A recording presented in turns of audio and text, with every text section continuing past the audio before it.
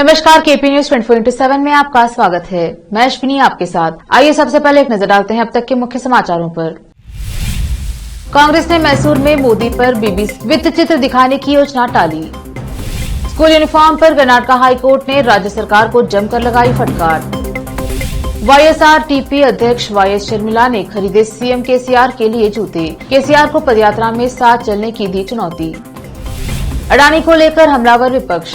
पवन खेड़ा बोले, पीएम मोदी ने एक गुब्बारा फुलाया और वो फुस हो गया। असम में 7 करोड़ रुपए की हेरोइन जब्त, 3 हुए गिरफ्तार।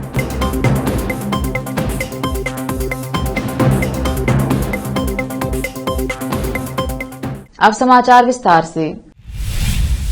गुजरात दंगों से संबंधित प्रधानमंत्री नरेंद्र मोदी पर बीबीसी द्वारा वित्त चित्र के 2 एपिसोड की स्क्रीनिंग के लिए सुप्रीम कोर्ट में भाजपा की याचिका के मद्देनजर मैसूर शहर की पुलिस ने कांग्रेस को मैसूर में स्क्रीनिंग करने की अनुमति नहीं दी। उन्होंने गुरुवार को मैसूर में सिटी रेलवे स्टेशन के पास झांसी रानी लक्ष्मीबाई रोड पर कांग्रेस कार्यालय के पास उनकी स्क्रीनिंग करने की योजना बनाई थी। केपीसीसी के प्रवक्ता एम लक्ष्मण ने कहा, हम उन्हें दिखाने के लिए documentary India the Modi question के 2 एपिसोड की कॉपी लेकर तैयार थे।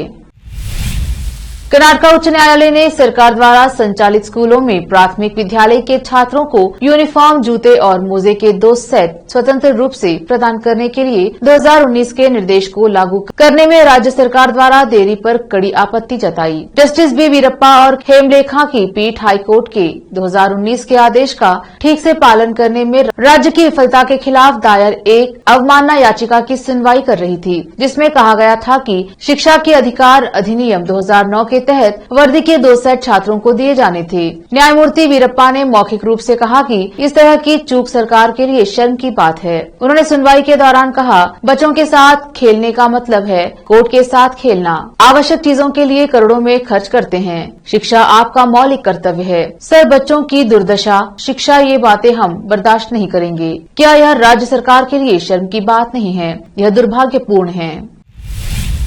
बैंगलोर से एक दर्दनाक खबर सामने आ रही है। शहर के हौसला गली आरएम नगर में 46 साल के मॉरिस नाम के एक शख्स ने अपनी पत्नी के सिर पर डंबल से वार कर उसकी हत्या कर दी। पीड़िता और आरोपी की शादी को 18 साल हो चुके थे और उनके 3 बच्चे भी हैं। यह जानकारी पूर्वी बेंगलुरु के डीसीपी डॉक्टर भीमाशंकर एस हुलेद ने दी है।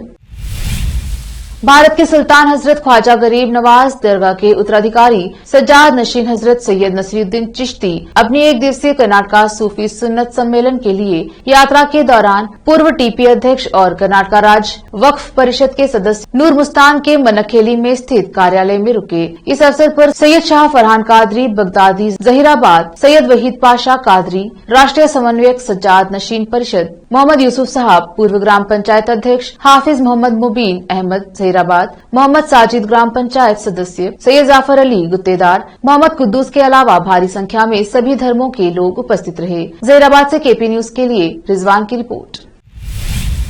वाईएसआर तेलंगाना पार्टी की अध्यक्ष वाईएस शर्मिला ने मौजूदा राज्य सरकार पर जमकर हमला बोला है। उन्होंने कहा कि मुख्यमंत्री के चंद्रशेखर राव केसीआर ने राज्य की जनता से किए अपने किसी भी वादे को पूरा करने में विफल रहे हैं। शर्मिला ने केसीआर को अपनी पदयात्रा में शामिल होने की चुनौती भी दी है।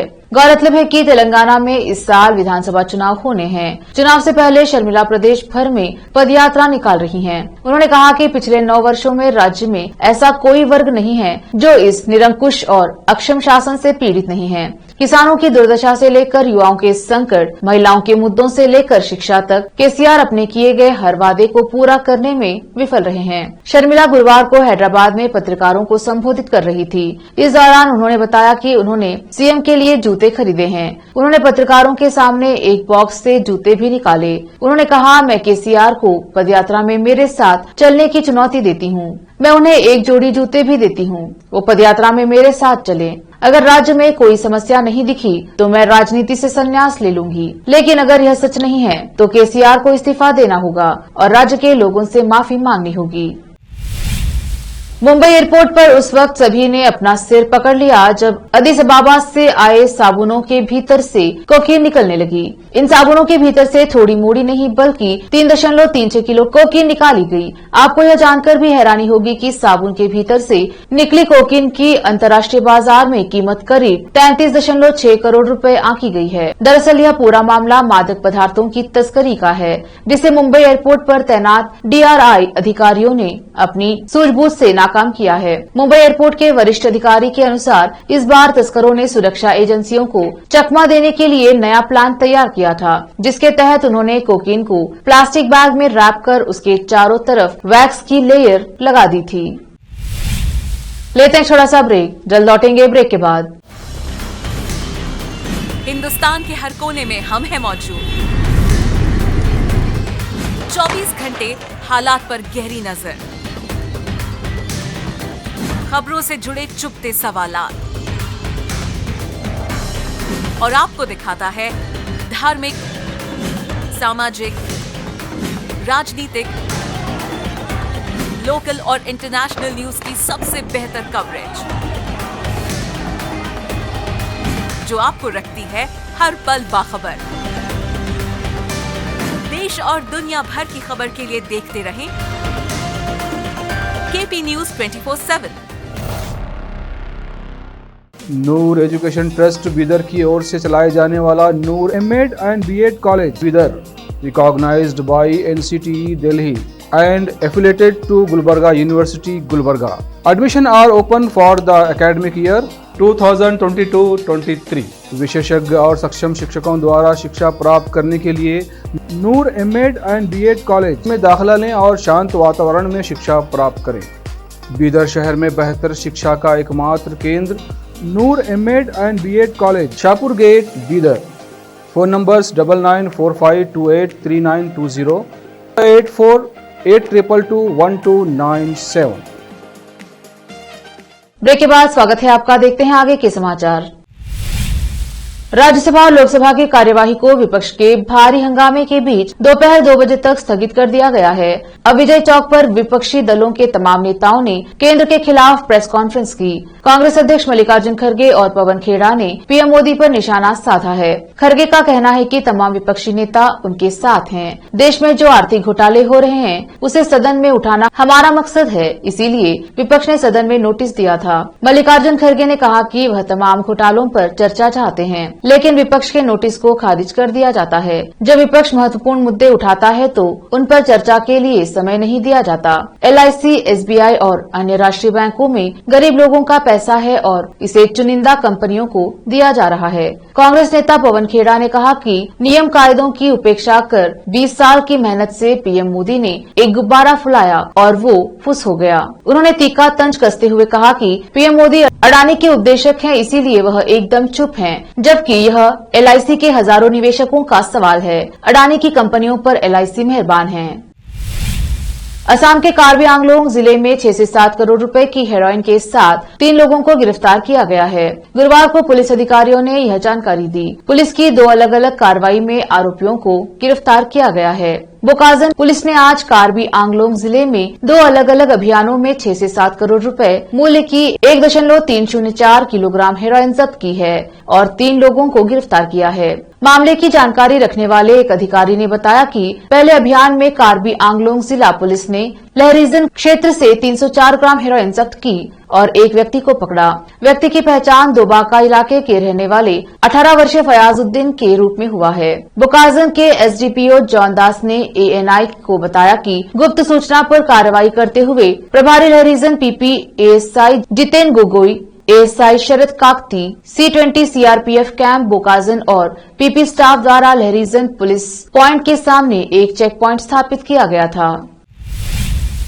जम्मू कश्मीर के पूर्व CM गुलाम नबी आजाद ने गुरुवार 2 फरवरी को गृह मंत्री अमित शाह से मुलाकात की है। डेमोक्रेटिक आजाद पार्टी डीएपी के प्रमुख गुलाम नबी आजाद ने ट्वीट कर बताया कि जम्मू कश्मीर में भूमि बेदखली के मुद्दों के संबंध में केंद्रीय गृह मंत्री अमित शाह से मुलाकात की। आजाद ने कहा कि उन्हें आम लोगों के बीच व्याप्त अशांति और अनिश्चितता के बारे में अवगत कराया, जो उन संपत्तियों को खाली करने के लिए मजबूर है और जिन्हें मान्यता प्राप्त है। अमित शाह ने मुझे आश्वासन दिया कि मकान बनाने वाले छोटे भूमि धारकों को छुआ नहीं जाएगा। गुलाम नबी आजाद ने अमित शाह को बताया कि पिछले कुछ दशकों से छोटी छोटी जमीनों पर घरों का निर्माण करने वाले अधिकांश लोग प्रवासी हैं और ज्यादातर उग्रवाद के शिकार हैं। हाल ही में जम्मू डिवीजन के विभिन्न जिलों में चल रहे अतिक्रमण विरोधी अभियान के दौरान लगभग 23,000 हेक्टेयर राज्य और कचराई भूमि को पुनः प्राप्त किया गया था। जनपद बिजनौर के थाना हल्दौर क्षेत्र के ग्राम तुलाका नवादा में बीती रात्रि में लग्न समारोह कार्यक्रम में डीजे पर नाच रहे दो युवकों में आपसी झगड़े के कारण एक युवक पर ताबड़तोड़ वार कर युवक को मौत के घाट उतारा गया। बता दें कि दोनों युवक डीजे पर डांस कर रहे थे, जिनमें नाचते नाचते आपस में झगड़ा हो गया। झगड़े के दौरान एक युवक पर ताबड़तोड़ वार कर युवक को मौत के घाट उतारा गया। मृतक युवक देवेंद्र सिंह गाँव तुलाका नवादा निवासी है। जानकारी के अनुसार बताया जा रहा है कि मृतक किसी केस में सजायाफ्ता मुजरिम भी था, जो कि पैरोल पर घर आया था। युवक के शव को पोस्टमार्टम के लिए भेज दिया गया है और कार्यवाही की जा रही है। जिला बिजनौर यूपी से शादाब इदरसी की रिपोर्ट। ये मेरा कहना ये है कि डीजे का कोई प्रोग्राम था वहाँ पे और इसको वहाँ पे बुलाया गया, इनवाइट किया हुआ था और जो पास पड़ोसी थे या इसके जो घात लगाए बैठे थे उन लोगों ने इसके ऊपर वार किया और इसकी निर्मम हत्या की गई है। इसमें थाना अध्यक्ष महोदय भी कोई अपना एक्शन नहीं ले पा रहे हैं, जो कि हत्या का मामला दर्ज होना चाहिए, उस पर वो एक्शन नहीं ले पा रहे हैं। ठीक है, मतलब पुलिस इसमें कार्रवाई करने के लिए तैयार हाँ तैयार नहीं है। पुलिस हमसाज हो रखी है ग्राम पंचायत से, जैसे भी हो।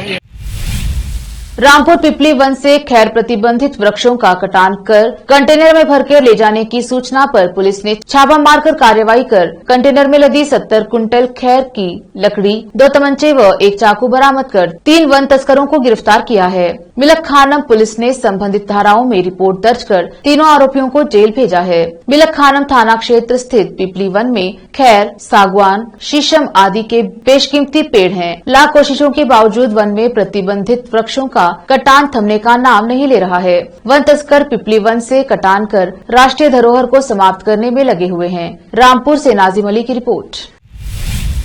टीवी के लोकप्रिय comedy show the Kapil Sharma को लेकर बड़ी खबर सामने आ रही है। सिद्धार्थ सागर, जो इस वक्त अपने अलग अलग किरदारों में शो में जान डाल रहे हैं, अब शो का हिस्सा नहीं रहेंगे। पहले इसी सीजन में कृष्णा, अभिषेक, चंदन और अब सिद्धार्थ सागर शो छोड़ रहे हैं। ये खबर फैंस को दुखी कर रही है। सिद्धार्थ के शो छोड़ने का कारण मेकर्स के साथ उनकी फीस को लेकर हुई अनबन बताई जा रही है। जानकारी के मुताबिक सिद्धार्थ सागर को मनचाही फीस नहीं दी जा रही है, जिसके कारण उन्होंने शो छोड़ने का फैसला किया है। कृष्णा, अभिषेक ने भी पैसों के लेन देन के चलते शो करने से मना कर दिया था, जिसके बाद सिद्धार्थ ने शो में 4 चांद लगा दिए थे। बताया जा रहा है कि सिद्धार्थ कपिल के शो के कारण ही मुंबई शिफ्ट हुए थे, लेकिन अब वह वापस दिल्ली शिफ्ट हो गए हैं, जिसके बाद उनका शो में वापस आना मुश्किल है। सिद्धार्थ ने कभी फनवीर सिंह बनकर तो कभी अक्षय कुमार की एक्टिंग कर लोगों का मनोरंजन किया, कभी वह उस्ताद बनकर लोगों को हंसाते थे। अब उनके जाने के बाद शो का मजाक कम होने वाला है। आखिर में फिर एक बार देखते हैं मुख्य समाचार। कांग्रेस ने मैसूर में मोदी पर बीबीसी वित्त चित्र दिखाने की योजना टाली। स्कूल यूनिफॉर्म पर कर्नाटक हाईकोर्ट ने राज्य सरकार को जमकर लगाई फटकार। वाईएसआरटीपी अध्यक्ष वाईएस शर्मिला ने खरीदे सीएम केसीआर के लिए जूते। केसीआर को पदयात्रा में साथ चलने की दी चुनौती। अडानी को लेकर हमलावर विपक्ष। पवन खेड़ा बोले, पीएम मोदी ने एक गुब्बारा फुलाया और वो फुस हो गया। असम में 7 करोड़ रुपए की हेरोइन जब्त, 3 हुए गिरफ्तार।